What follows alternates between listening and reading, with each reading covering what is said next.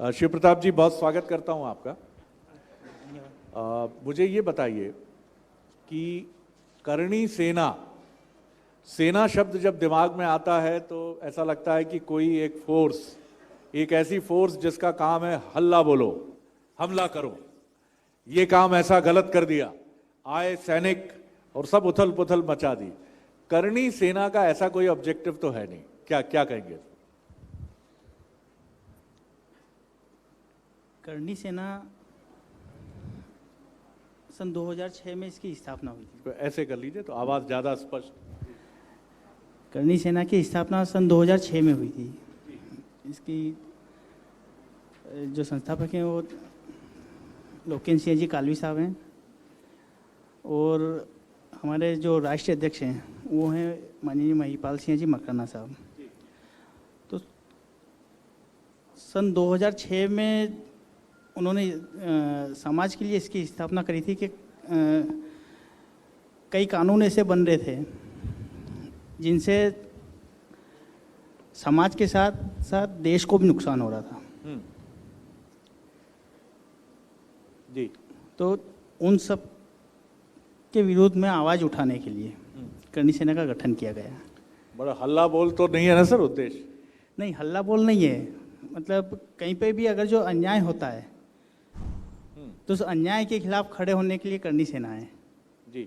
और करणी सेना ऐसा है कि ये संगठन राजपूतों का है, पर कई लोगों का ऐसा मानना है कि राजपूतों के लिए ऐसा नहीं है। ये संगठन राजपूतों का है, पर ये सभी वर्ग 36 कौम को साथ में लेके चलता है।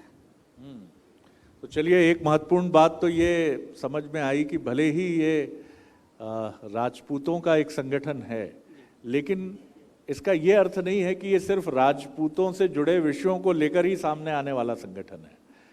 मुझे ये बताइए कि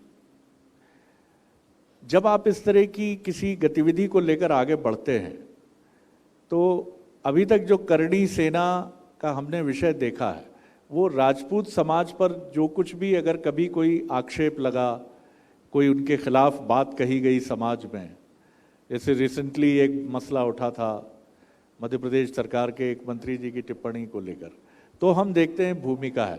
लेकिन यही करणी सेना नहीं है ऐसा आपका कहना है। कुछ अपनी सामाजिक और गतिविधियों के लिए कि कोविड में आपने काम किया या इसके बाद भी आप सामाजिक सभी जाति वर्गों के लिए, क्योंकि भारत तो एक महासमुद्र है। जी। करणी सेना का मेन उद्देश्य है संस्कृति, धर्म और देश, इन तीन के लिए हर समय तत्पर तैयार रहती है। तो जैसे मैं आपको बताऊं कि मंदसौर में बाढ़ आई थी, उस समय भी करणी सेना पूरी टीम वहाँ पे जाके और राहत कार्य में जुट गई।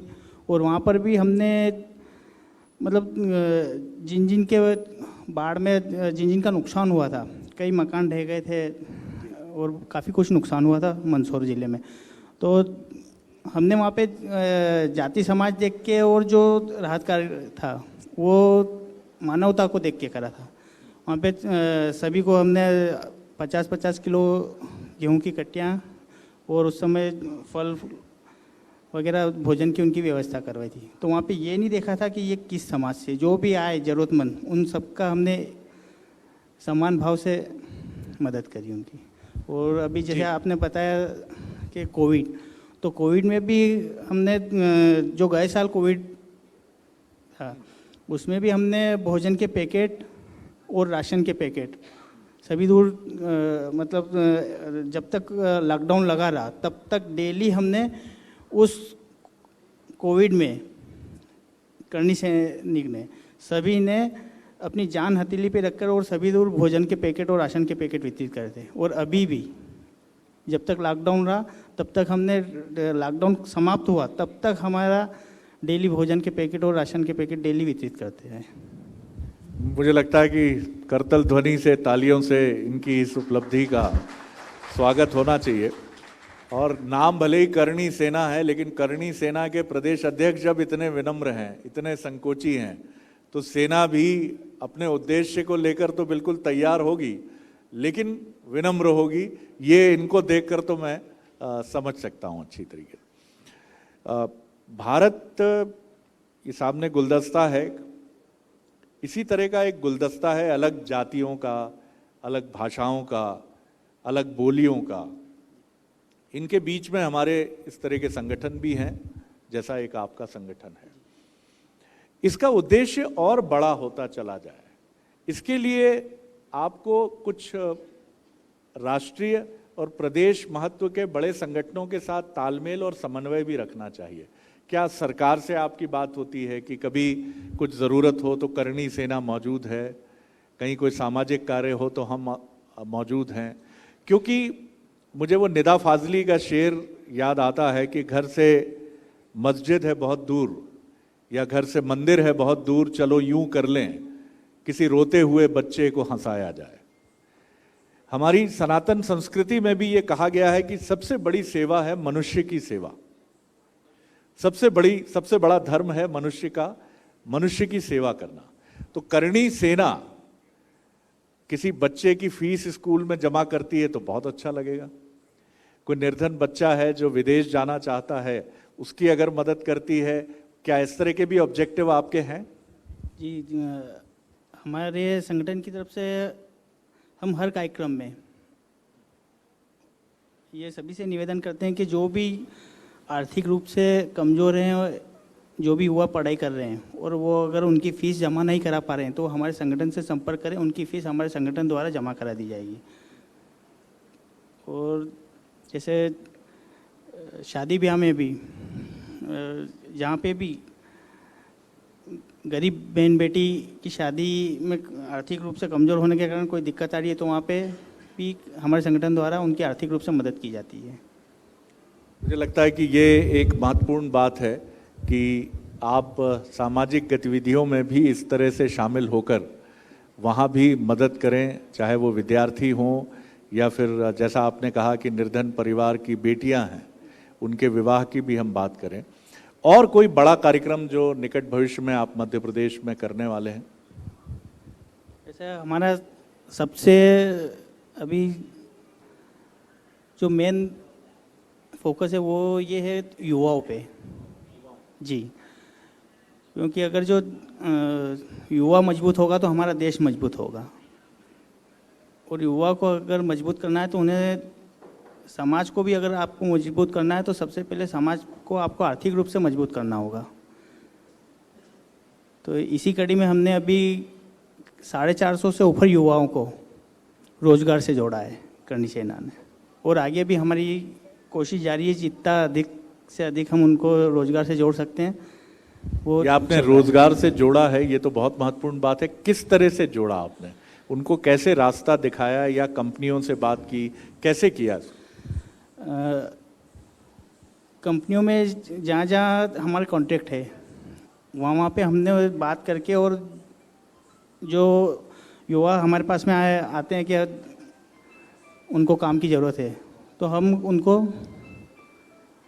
वहाँ पे सबको रोजगार दिला देते हैं। और अब तक 400 युवाओं को आपने 450 से ऊपर जी, ये काफ़ी महत्वपूर्ण बात है। इस लक्ष्य के साथ आप आगे बढ़ते रहें, मैं बहुत शुभकामनाएं देता हूं और बहुत धन्यवाद करता हूं कि आप से बात करना इस मायने में एक अलग अनुभव है, क्योंकि आमतौर पर, माफ़ कीजिएगा, जो करणी सेना या और भी संगठन हैं जिनका स्वरूप कुछ हद तक जाति से संबंधित होता है, उनके बारे में एक राय यही रख ली जाती है कि ये सिर्फ अपनी जाति के लिए या उस पर उसकी सुरक्षा की दृष्टि से या उसके उत्थान के लिए काम करने वाले संगठन हैं। लेकिन आपसे बात करके ये बात समझ में आई कि करणी सेना ज़रूर है, लेकिन ये समाज के सभी वर्गों के लिए है, सभी वर्गों के हित चिंतन और उनके वेलफेयर, वेलबींग के लिए काम करने वाली एक सेना है। मैं बहुत शुक्रिया करता हूँ आपका। बहुत कोई और बात आपके मन में हो तो आप कह सकते हैं।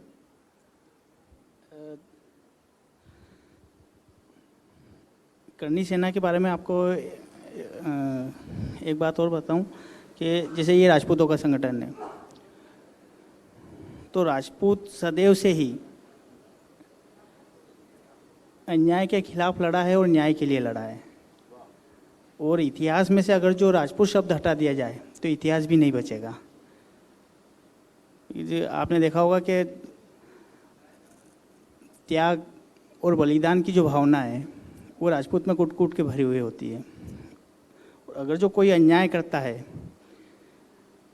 दादागिरी करता है या कुछ गलत करता है, तो मैं उसे राजपूत ही नहीं मानता हूँ। क्योंकि राजपूत जो है, राजपूत जात में जन्म लेने से कोई राजपूत नहीं हो जाता है, उसके वैसे कर्म भी होना चाहिए। तो बहुत- राजपूत वो जी। होता है जो सबके दिलों पे राज करता है। तो राजपूत वो है जो सबके दिलों पर राज करता है, और सबके दिलों पर राज करने का राज एक ही है कि आप दिलों तक पहुंचने का रास्ता ढूंढ लीजिए। और दिलों तक पहुंचने का रास्ता एक ही है, प्रेम, सहयोग, मदद करना। और आप इसी रास्ते पर आगे बढ़ रहे हैं। मैं बहुत शुक्रिया करता हूं सर, आपको बहुत धन्यवाद करता हूं। और जब अभी कार्यक्रम विधिवत शुरू होगा तो हम फिर एक बार आपसे ज़रूर बात करेंगे। बहुत शुक्रिया।